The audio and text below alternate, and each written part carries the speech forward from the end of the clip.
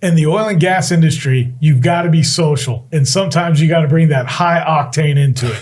We talk to experts in this field on this episode of The Crude Truth. In 1901, at Spindletop Hill near Beaumont, the future of Texas changed dramatically as, like a fountain of fortune, thousands of barrels of oil burst from the earth towards the sky. Soon, Detroit would be cranking out Model Ts by the millions, and America was on the move, thanks to the black gold being produced in Texas. Now, more than a century later, the vehicles are different, but nothing else has truly changed. Sure, there may be many other alternative energy sources like wind and solar and electric. But let's be honest, America depends on oil and entrepreneurs, and if the USA is truly going to be independent, it has to know the crude truth. This episode is brought to you by LFS Chemistry. We are committed to being good stewards of the environment. We are providing the tools so you can be too. NAPE Expo, where deals happen.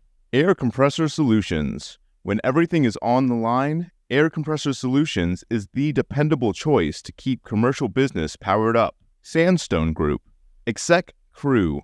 Elevate your network, elevate your knowledge. Texas Star Alliance. Pecos Country Operating. Fueling our future. Well, hello again, and thank you for always tuning in for another episode of The Crude Truth. As we wrap up 2024, we just can't be more excited as we're going into now 2025 with the way things have worked out from a political standpoint. But now we're going to look at what's really going to happen as we continue to grow our industry, and especially from the networking side of things. And so today I'm just super excited to bring on some excellent guests. As always, is my co-host, Kristy Kerns. Kristy? Hey. Hey, how are you? I'm going to say epic today, not Epic. amazing. Oh, okay. Oh, it's amazing. Epic. It is an epic day, and we've been on, as you would call it, an epic just week, journey, whatever you want to call it right now, from all the traveling we've been doing for work. And then the also with everything that has been going out in the oil field, it has just been an epic time right now. We're very, very excited moving into 2025. But today, what I'm really excited about is bringing on some people that have been really networking and in the industry way longer than I have as far as the social part of things. Because, you know, sometimes I'm like, hey, I'm good on the social. And I know. But today, you know, we have just brought on some amazing people today that they not only are, you know, hands-on, but also they're just dynamite people. Our guests today are the founders of Social Octane, Marc and Madison. How are you guys doing? Good to be here. And, yes, thank you so much for having us. Epic week. Yes, you guys. You can't steal my word. Yes. You guys have been just on the travel as well. And thank you all so much for coming to the Dallas studios this morning. Yeah, no, it's beautiful. It was a rainy drive, but glad to be here. Happy to be here. Came straight from Midland. Yes. And we'll pretend like this is a break in the travel, right? Yeah. Back to because how long is that drive from Houston to Midland? It was about 5 hours. No, Houston to Midland. Houston to Midland's 8. Yeah. You're sleeping. I'm driving. So He's a might good have felt driver. short to you. I was like, Yeah.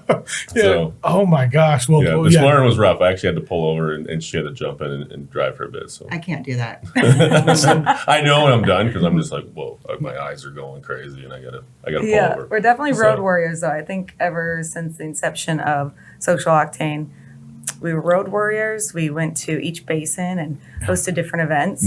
I mean, actually, during 2020, I think we were the only people in the potential world that did what we did. Well, I think, yes, because during 2020, y'all were still hosting events. Y'all were prepared, middle finger to everything that was going on, and people were still going. They weren't afraid. They were like, hey. It was Oil Connect before Social Octane, and so we had a whole year planned out with events, and we'd launched our marketing leg.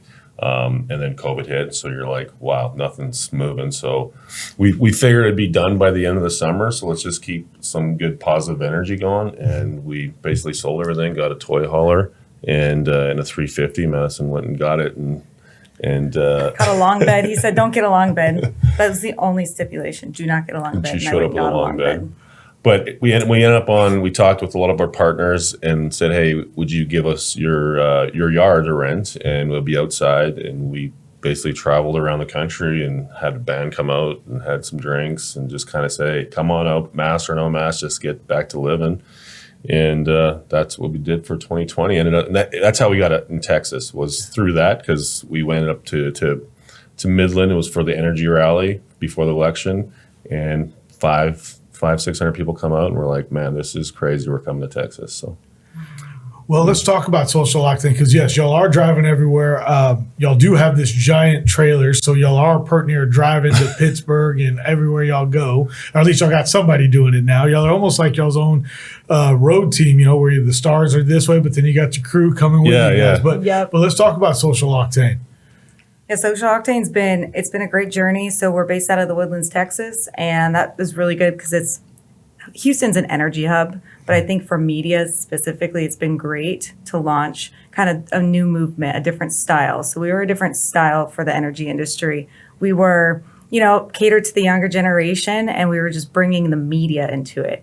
Like, you didn't see some of the larger style associations and all of their get-togethers that had been going on for years and years. It just didn't have that like media outlook on it quite yet. 2020 obviously really shifted that, and everyone had to shift into becoming more of a media.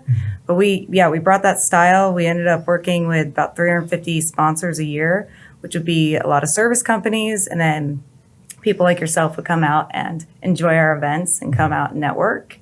And that really kind of led us into different basins. So Denver was a main hub for us, as that's where we lived prior. And that's where I was in oil and gas. That's where I met Marc in oil and gas. Mm-hmm.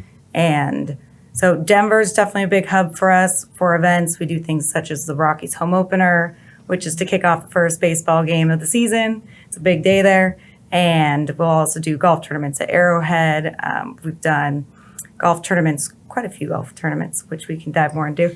And Midland, Oklahoma, we've gone up to Pittsburgh the last 2 years. Calgary's a good hub as well, and Houston. So it's been the golf kind of started through COVID because it was outside. So we're like, man, if anything, we don't know what's going to come next. It was kind of scary, right? So for the business model, we're like, hey, this golf is working. It's outside. If something, Delta 48 comes or something, we're outside. We're prepared because it fell off a cliff, right? We're scrambling. Yeah. So that's how golf kind of started, but then it really took off. The golf games really took off on its own, and each basin just, had a good interest in it. So yeah, it's heavy on golf though. We've done poker tournaments. We did one in Louisiana. It was smaller style, 40 people get together. It's more intimate. Really like that. We'd like to bring that back into 2025. We've done cook-offs. We are going to bring that back into 2025. So it's 3 Flags Cookoff. Yes, that's right. Y'all did do those. Yeah. It's the North America. Yeah. Canada versus U.S. versus Mexico. Yeah. So best taco, best hot dog, and what was best poutine. Yeah. It really was. That's what it was. Oh, you should have seen him brainstorming all these things. I just sat off to the side. We ended up standing up a full drilling rig, and the catwalk was actually the runway. We did a workwear runway show, which was just incredible. Cool. It was actually my favorite moment that I think we've put together. It was just so creative and very unique, and it was in Midland, and it was in someone's yard. And so all the authenticity was really there. Mm-hmm. The community was invited. You didn't have to be in oil and gas. As long as you supported oil and gas, you could come out and participate, had band members come in, and it was a lot of fun. We had, I always say it was the sound and lights from the ground to the crown. It was crazy. I love it. And the models were back in the in the doghouse. The doghouse. So that's when everybody got ready when they're in the doghouse and they come out there and they hit the actual catwalk. It was pretty wild. I mean, I just definitely one of our favorite events to do. But yeah, Midland so far, it's sometimes a challenge to do different things in different basins. Well, you really got to stay in that. Yeah. You got to be connecting with people constantly. And so I think when we started spreading our time a bit more thin across all the different basins, we just couldn't go there as much. Mm-hmm. But that's kind of why going into 2025, just building out the right teams in each area is a big thing for us. Yeah. When you're talking about that, what have y'all noticed here over the last, couple of years in the marketing? Because you guys, I think y'all do things a lot different. you talk about the catwalk, doing the model show. Y'all do a big gala at the end of every year. What have y'all noticed about y'all's events to where these service companies, what are you providing these service companies that are, sponsoring all these events, because they're only getting bigger. So what are they saying? And our biggest goal has always been to provide a really different experience, so that when you've gone to a Social Octane event and you left there, you can connect with people after, even if you hadn't really seen them, but you're at the Social Octane event, right? And so having that experience, having the exposure, utilizing our network to get their name and their brand out there, and then just I think natural way, not so much, hey, here's a name tag and this is what you do. It's like just put people in that environment, and then it's a more of a relaxed kind of environment, and you got to go do your job and start talking with people, right? Get social. So I think that's our biggest difference, is just we're not so focused on, hey, it's up to us to connect the buyer and seller. It's like, how do we utilize our creativity to create the experience and then get the media kind of attention out there. So yeah, and I'd also say we give very unique opportunities to each of our sponsors on site, like the gala, very creatively done, right? A champagne room, a whiskey room, a cigar lounge, like a casino sponsorship. But then you also have your workwear runway. We've implemented a whole fight, like boxing fight for this year. Yeah. And so each year, I think with each of our events, you don't change everything each year, but you definitely keep tweaking it. You keep getting something exciting going that really, you can also help sponsor to promote our vendors, but at the same time, it gets the end users out and working with you, and they're excited. They're calling people up going, hey, I want to go to this. Yeah. Let's go. We always provide, too, since we've started, just an opportunity for nonprofits. We're for profit, but to have that, that real estate for the nonprofit to come and the more effort they put in, and they're the ones that kind of are raising the money. We sit down with them and say, how can we get creative on how you're raising the money, and how can we get your mission out there with our network, right? So we've worked with RedM, NexGen from the beginning of this, and then the Orphan project. So a lot like RedM, they used to host their own events. But then after, it's a lot of risk, it's a lot of time, and you might just break even. So they've actually kind of changed their model to be like, hey, let's partner with some good events and then be the nonprofit recipient. So it's really, the idea is really coming together, right? So it's it's been really cool to watch, because you might have battled a little bit in the beginning, like, hey, we do work with about 17 nonprofits a year and across all the different states, and it's been really amazing because we'll work with associations in oil and gas, but we'll also work with local nonprofits, and we try to max out about like 3 per event. That way, distribution wise, everyone gets a good piece of it. But yeah, bringing the real estate to these nonprofits and just working with them. So we'll spend our time, on a biweekly basis. Hey, how can we fundraise? How can we support your team? How can we all work together to make this a success for everyone? And we'll get creative. But yeah, RedM actually just had one of their meetings, which is awareness against human sex trafficking, which is really big, huge in Houston and just across the board. So Midland's also a big hotspot, and it was really cool because I got to watch David Reed talk to a room full of people that had their eyes widely open to the severity of the problem in Midland. And he mentioned the events, and he mentioned Social Octane. Wow. He's like, you guys have really kind of game changed where we do this, because like what he was saying, previously you'd have to front all the money, and then you have volunteers, and then the volunteers get burnt out, and sometimes you're not going to make money, right? That's not what you want for your nonprofits. So he's like, if any of you have any good events that we can be a part of, we'd love to ride on top of that. So then they don't have to be in the oil and gas industry to sponsor. Not at all. Well, that's good to know. Okay. And for us too, like we're as Social Octane, we're very energy focused, oil and gas. That's my background. Madison, got into when she was, I guess, 20, 21. Yep, I was a baby. But with Social Octane, a reason we shifted too is just how do we open up and maybe start. It's always been the bridge to connect the people to the product through basically the people, right? So how do we bring good awareness to the oil and gas, and all the positives it's done throughout the world instead of just focusing on negatives. Right. And so that's yeah, as we start expanding, is now how do we connect outside this industry and, get to a point where people are saying, hey, are you hiring? They want to get into the industry. So that's always been a huge part of our mission is how do we use our creativity and, just connect the stuff that we're always passionate about anyways. If it's music, if it's art, if it's just whatever, restaurants, foodies, bring all that in. And then you can really start connecting the people to the product through the products as well. So I like That's that. very, very powerful. Y'all talk about y'all's nonprofits, and one of y'all's biggest events, I guess, that does support the nonprofits is coming up. Would you like to talk about that a little bit? Yeah. And what the plan is? Yeah. And what I it's want to all know about about? this. Yeah. well, I thought you're fighting, right? You're going to I was gonna say I do Krav Maga. So I'm gonna get Ray in the ring. yeah. What would- Let's get us in the ring. the right hand Treviño. There you go. How did you know? That used to be my High place. octane Treviño. There you go.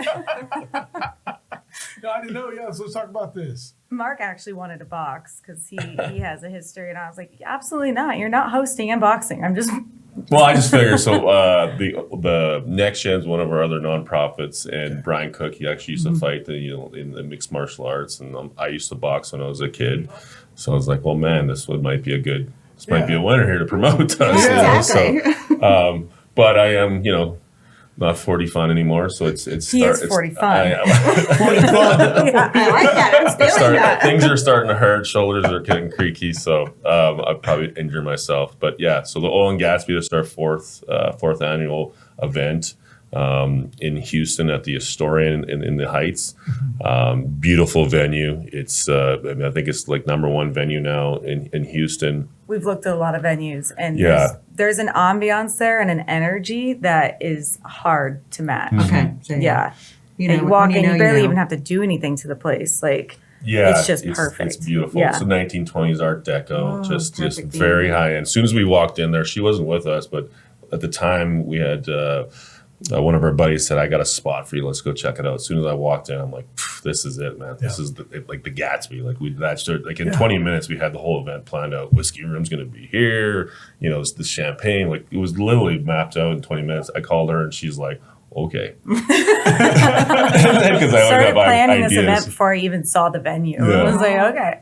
So, but yeah, every year we have an entertainment piece. So the previous years, we've done a FR of a safety wear runway show, which has been really unique, kind of telling the story of the industry through our marketing. And it's been very good. This year we were going to do it again.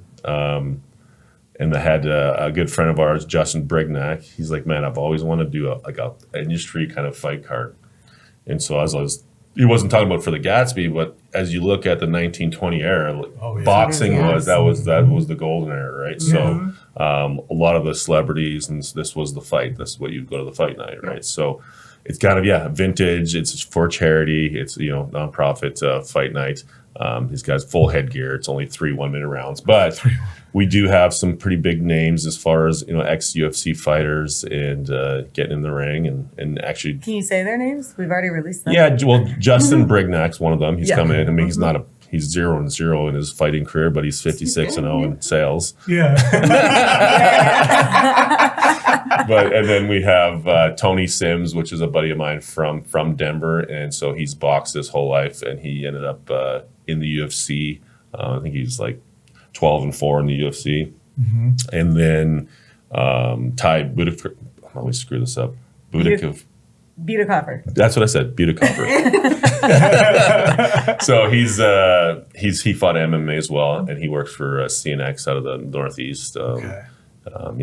And then we have a couple more. They're not confirmed yet. They need to jump on this or get But some fighting, right? It's pretty amazing. Once you kind of go through your network, the amount of people in oil and gas that actually have this in their background. Like it really does correlate. Oil and gas is, a little bit more of it's a blue collar, hardworking, and I think that is exactly the mentality of fighting. Yeah. Oh, yeah. So, but yeah, the visual of the fight, a ring in the middle of the That's Astoria at the Gatsby, all everybody dressed up.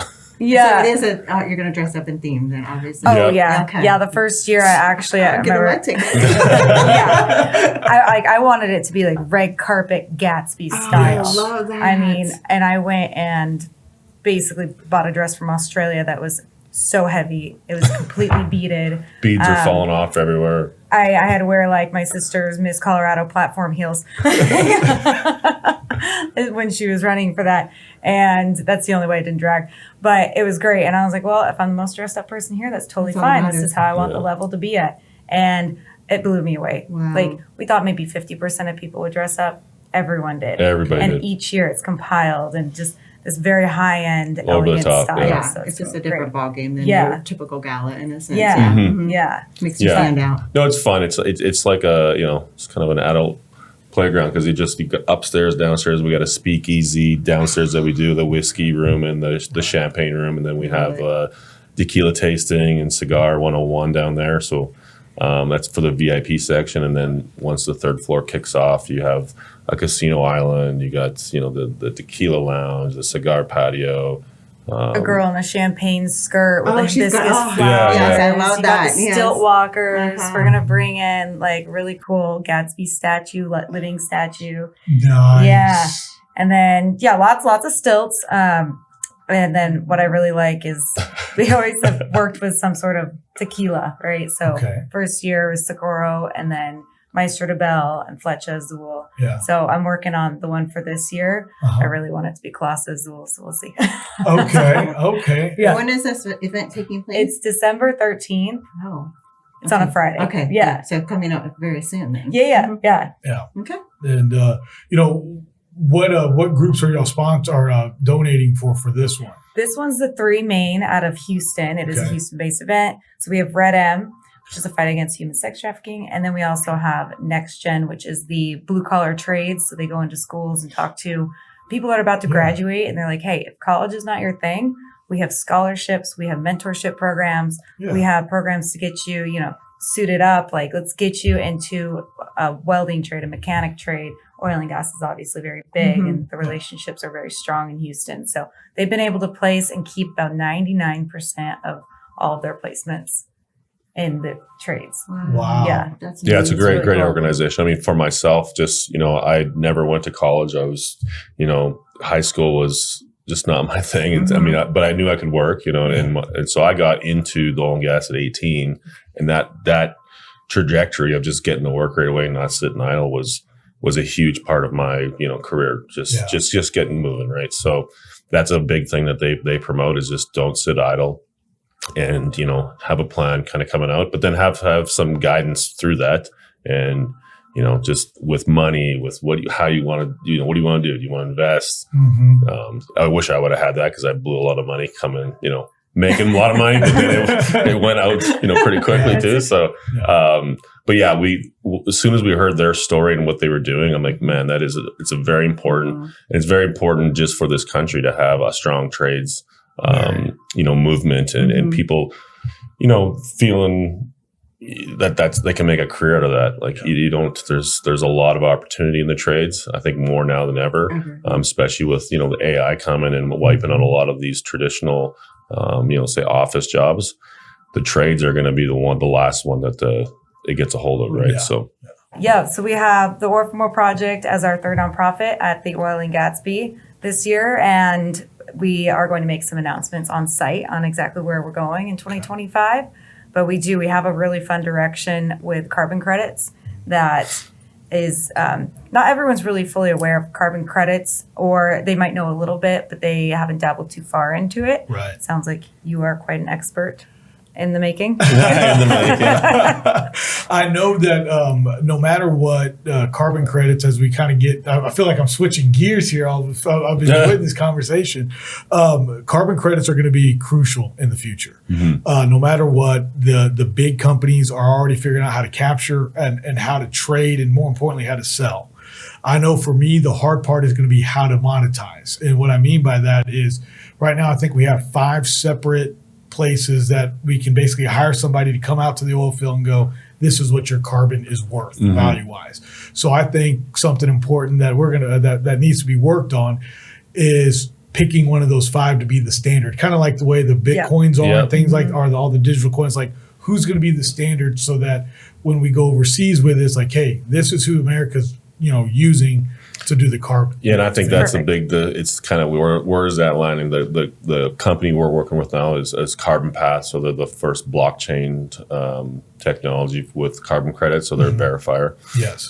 So as we're learning this, I seen there's a really good bridge here, maybe from the oil and gas side to say the tech side, and if we can be a nonprofit that is an exchange, right? So we can go to the end user that maybe they got to fix a bunch of wells, but they have something they can create carbon credits from.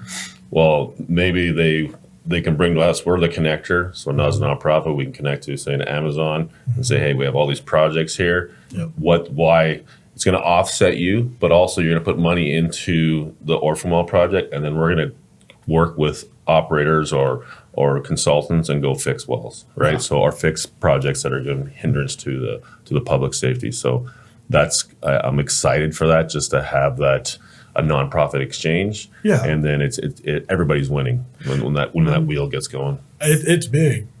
Well, now, we'll have the person that will go out there that'll go out there and actually tell you how many carbon credits you can get, as you said, the verifier, and then host it on the blockchain, and then we will market and promote that. Because what happens is, you have all these smart people behind the scenes, but then they don't know how to market and promote it. Right. And so or connect.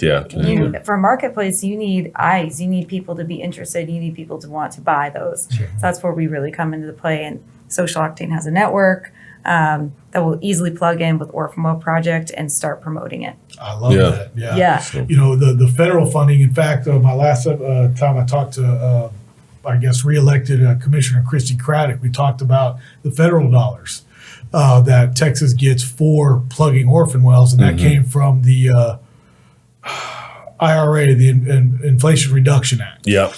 And how the Biden administration is not really green. You can get this money to plug the wells, but you can't then monetize the carbon capture out of those wells that you plug with the federal dollars. Gotcha. And that's something that, that pathway right now is pretty wonky. Yeah. And then also just the other stipulations that the federal government has put on Texas to get that dollar. So we have to talk to the Indian tribes now before we get permission to, and it's like, first of all respect to them, but in Texas, we don't have that much. We're not drilling on Indian tribal land here. And you had to find actually the Indian tribe just to come out. It's been very interesting to learn about this. Yes, and so all these things are just hurdles more than they are to help. And there's not really it's kind of scattered. It's not a clear, but I think it's people are starting to take interest. And it's in the early stages of it, and I do see how it can really work well,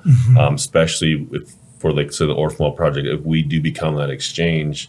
And so but with that exchange, it's like going to help keep the wheel going, right? Yes. So. It's like, because we joke, like, you got Taylor Swift and people like that are buying carbon credits all the time. Yeah. And, I'll share with you this, that it may be $30 a credit here, but in Europe, it's already 60 or 70. That's wild. And so that's also something that's very important in the future, because, the further green Europe's going to get, the more they're going to basically bump that up. Well, and for us too, like with Social Octane having the network, and so now these events can turn into, hey, just go buy a couple of carbon credits, right? And so then that thing right away, it's going into the pool, so they're actually being a part of the solution, right? It's getting people used to like that exchange. Yes. It's weird to them, right? Yeah. It's like telling someone, if they've never traded on a cryptocurrency platform, to go figure it out. And they're like, oh my God. Yeah, it's so scary. I don't do it. I'm like, I don't know. But once you figure it out, you're like, this is so easy. So same thing with the donations. Instead of donating dollars, you're going to go on the platform and you're going to go, hey, go buy a couple carbon credits. And now, you can hold on to them. Now you have carbon credits. And now we're getting people aware of how this all works and why. and the story behind it. That's So- what I think is lacking is the education behind Yeah. the carbon credits and the Bitcoin and the trade. Nobody knows. Yeah. And who has time to sit there and dive into it? Because it's very It's a rabbit deep. hole. Yeah. Yeah, I'm watching bloopers, just That's what I'm saying my time. yeah, it's like carbon what? That sounds boring. Well, I want to jump back to, I like how you guys, and I want to also talk about 2025 but I love the way you guys are trying to market to the younger generation and also to the trades. Those two things are huge. For the college individuals that are in the oil and gas industry, those enrollment numbers are dropping every day. So we're not getting those geologists, reservoir engineers into the market in oil and gas. Going back to the trades, the welders, the electricians, we don't have them as well anymore. And we've lost a ton of them. So those are jobs that aren't going to be going away anytime soon. And so I think with that nonprofit, what was it called again?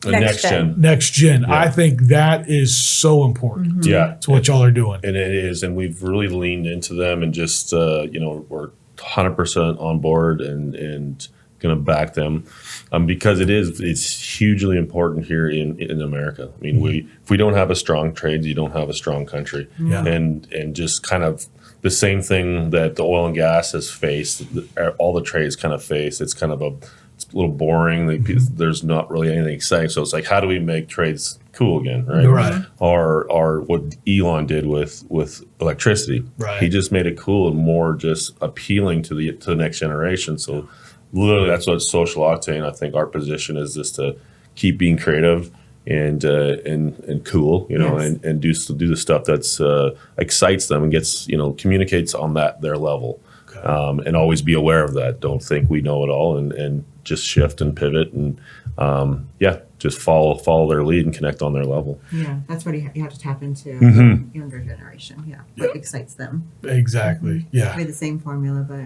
how do I word it or how do I maneuver it? Yeah. Yeah. Or get them, the younger crowd involved and get them talking, get them, really educating each other. Yeah. So, And where do y'all see 2025 going? We're wrapping up the year here. Y'all about to, finish the year big with the Oil and Gatsby. Yep. And when is that again? That's Friday, December 13th. Okay. And but where do y'all see the 2025 going? 2025 is going to be fun. I think it's going to definitely be a shift on our end. We'd really like to pick a few strategic events that have always just been really great for us in each area, but then implement new ideas and more education. Really like to get deeper into that, maybe keep Houston as more of a base for what we are doing. We do some smaller style events. We really don't promote them, but they're very well received by everyone that participates. So I think just shifting a bit on each of those ends, and then obviously the marketing side is going to be a big one for us. So really diving deeper into strategy for companies, their marketing, do some more podcasts. Yeah. And also the automation side is really big. We see that with the nonprofits. We see it with everyone we talk to. They really need automation of their sales, automation of their marketing, leads, and everything funneling into one avenue. Okay. yeah. So I think a big one too. Just keep the social. Social is always good. But then let's plug in some stuff that we can lean around our partners and their technologies and the things that are rapidly changing right now, with everything, from crypto to AI to blockchain, all that stuff. So it is, to me, the beginning of the next 100 years right now, as far as even in the oil and gas industry and how we talk to each other, how we network, and it's just rapidly changing. So Oh yeah. Yeah. And I like the way you said that the next 100 years, I think, I always, I'm not joking, but it's like, oil and gas is going to be around for the next, 100 years. But the way it looks, I think if we do things right, we know it's without a doubt, knock on wood, it's definitely going to be there. And we have to embrace the modern technologies only to continue to grow it. yeah, it's always going to be there. It'll be in a different form but it's all got to be in one ecosystem. Yes. It all has to talk together. I mean, some areas have more natural gas and oil than other areas have more, just different things, geothermal, but they all got to kind of work together and be symbiotic together in that kind of ecosystem. Okay. for sure. Guys, as we wrap up here, I want to each give y'all just a minute to one, definitely look into the camera and tell everybody how they can connect with y'all, but also, maybe mention the Gatsby or something that y'all got going on, and just, dive into something real quick here as we round up. Madison, we'll just let Lady go first. Oh, ladies first. You can always get a hold of me on LinkedIn. I think it's a great tool. We utilize that for a lot of our sales and our connections. And if you just shoot me a message, I'd love to tell you a bit more about the upcoming gala that we have, the participating nonprofits. If you're interested in either of those three, I'd love to connect you with them. And going into 2025, just, reach out and ask what our plans are, and let's see how we can fit you in. Yeah, I guess same with me. Just we're big on LinkedIn, so I'd say most of our communications on LinkedIn. I don't even carry a card anymore, because it's just like, hey, if you really want to get in touch, just reach out. I'm really responsive. Mm-hmm. But yeah, the finishing of this year, the Oil Gatsby, I mean, it's just been epic these last 3 years, and this year's looking just even grander, right? So excited to roll that out and see everybody dressed up and out for the gala. So it's very important to us. We love the nonprofits we're working with that, and so everybody's in attendance there, and we help them raise money and awareness for their mission. So just hit us up for that, and I'd love to see everybody there. Nice. Well, guys, I cannot thank y'all enough for coming on. You guys are just, as I always say, I find some reason I always say, y'all are moving and doing in the industry, and people are getting to y'all's events and truly doing the networking that needs to be done. And, I just want to say, like, y'all's golf games, those are really, really fun, because y'all bring different aspects to each hole. So y'all are, like you said, bringing the creativity to each of the events that make people want to continue to come back and be a part of it, especially with the nonprofits. Yes, definitely. And so thank y'all so much, Kristy. Good show. Yeah, I can't amazing. complain. I think your wear needs to be epic for 2025. Yes. I love it. I got my Epic Pass. We're gonna go to Colorado. I accidentally got my Epic Pass. It renewed, and it just got sent to me, and I'm like, I don't live there anymore, but that's okay. I guess I'll go. There you go. That was my word for this past year. I have a thing that says do epic shit. So. Yeah, no. I love that. Hell yeah. Yeah. Reminds me of when we wrote, what did we write on the window of our office downtown Denver, the year of 2020? It was like, best year yet, 2020. Let's effing go. Okay. You got to erase that. Man. Well, thank you so much. Because of 2020, y'all have just. Yeah, I mean, the silver lining of that is it pushed us to Texas, and man, we couldn't be more happy to be in Texas, and even the top that off, it's just the people in Texas. Everywhere you go, from from Dallas to Houston to West Texas to East Texas, like, it's just the people, the Texans, man, are unbelievable. Salt to the earth. Yeah, and we've really found home here. I mean, it's been amazing. I mean, I could do a whole different show just talking about pre-2020 and where we were exploding, just and then it all just went boom. Well, there you go. Okay. So, but I think so many people probably want to hear that story. So I was about that's to my say. word, pivot too. Yeah, Pivot, just we're great get to the pivot. Yeah. Oh my gosh, we can pivot every other week. We're like, okay. Where you at today? I don't know. I remember someone telling us one time, they're like, I just feel like if I told you could, I need you to fly a plane. They'd be like, you figure out how to fly a plane. You have I was to. like, well, thank you. Yeah, I'm the dreamer. She's the executor. So That's a dynamic duo right there. but I'm probably more annoying. Oh, for sure. Yeah. But she wouldn't be here without I'm you. social. He's Octane. Yeah, there you go. Like David Reed, you coined that one. So He did. So. That's hilarious. Yeah, definitely. Let's have you back just to talk about that, how you pivoted. Heck yeah. Mm-hmm. Yeah, lots. Yeah, it's been a journey. But it's nice to be kind of smaller and we can move and pivot. You know what I mean? So it's it's been good. It's been good for the entire journey of it. I don't think if we could, like, if we got trapped somewhere, we'd be scary. Okay. I always wanted someone. I mean, obviously Marc and I are together, and That's new to me. but Ladies, no. literally, when we first started getting into business together, like I would purposely, make it look like we were not together, because as new business owners, being in a relationship, before we had that, I guess, credibility over time that we could survive a business In a relationship together. Yeah, that makes sense. Wow. Yeah, you would almost like hide it in a sense, but people obviously close to you knew, and meetings would always be completely separate. But now we're to a point where we're like, yeah, we've been through it all. We've lived decades, I feel like, together, and we can get through anything. I think that's powerful too. It just shows that you don't have to, that couples can survive in business Yeah. and Yeah, thrive. absolutely. And the it was- masculine and the feminine. It was and stacked against us, and I think that's a lot of thing was the social octane is trying to keep that masculinity and femininity, like all, Yes. it's a good balance, right? Yes, So we're huge not, balance. and so hopefully that translates through kind of how we brand and what we're doing. So That's powerful. Yeah, Yeah. definitely keep focusing on that. I think that will be epic for y'all. Thank you. You're welcome. Yeah, so And for the world. I mean, it's really lacking. totally, we I have agree. seen a lot of amazing power couples throughout our journey, and I feel like you get drawn to them. If someone else like can do attracts that, alike. then you'll just get drawn to each other, and you both have similar stories, but you can also help each other, and it's just a very good support system, I feel like, between I them. love that. Yeah. Love that. That is cool. See, we could go on and on. We really could. Oh, yeah. no. We got we'll stories. have I think to you're bring- talking to my lung language. Yeah. I love that. Let's go. Octane, yeah, let's go. Yeah. Yeah. Don't ask how many LLCs we have. I don't need to know. It's too many.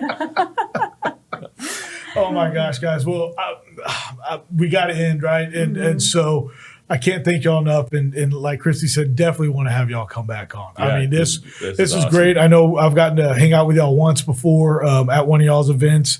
We'll have to do another one. It sounds like really soon. We should do Yeah. something here in Dallas. We've never are in the Fort Worth, Dallas area. Yeah. We've never done an event in this area. And a lot of people have always reached out like, hey, when are you going to come up to Dallas? So might be something smaller, but just the right good crowd. And Texas Live. Oh, yeah. It's been on our list Yeah. for so long. That would be do not it. a bad giant idea, event there. baby. Yeah. That's what I'm thinking, 2025. Okay. Yeah. Texas Live Cook-Off. That would Oh, be awesome. that Yeah. would be fun. It'd be wild. So, Oh, I could, yeah. anywho, All right. Well, I know we gotta Marc, Madison, thank y'all so much. Kristy, as always, thank you. Thank you. And to all our listeners out there and viewers, we cannot thank y'all enough. And we'll see y'all again on another episode of The Crude Truth. Again, the Crude Truth would like to thank today's sponsors: LFS Chemistry, NAPE Expo, Air Compressor Solutions, Sandstone Group, Exec Crew, Texas Star Alliance, Pecos Country Operating, and Real News Communication Network. The easiest way to start your own podcast and TV show? Real News Communications Network. Stand out from your competition. Produce streams of high-quality social media content. Become a thought leader in your industry. With RNCN, you get to be the host. We handle everything else. Tour one of our 3 locations in Dallas, Fort Worth, and the Colony. Call 972-402-6333 or visit launchashow.com to find out more.